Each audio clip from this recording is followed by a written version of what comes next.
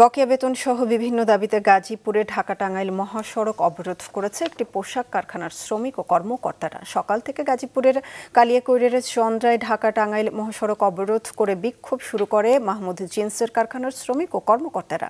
তাদের অভিযোগ, 1 মাসের বকেয়া ও সার্ভিস বেনিফিট এবং কর্মকর্তাদের 6 থেকে 9 মাস বেতন দেওয়া হয়নি। এদিকে মহাসড়ক অবরোধ করায় চলাচলে চরম ভোগান্তি পোহাচ্ছেন মহাসড়ক ব্যবহারকারী যাত্রী ও চালকেরা। পায়ে হেঁটে গন্তব্যে যেতে বাধ্য হচ্ছেন অনেকে।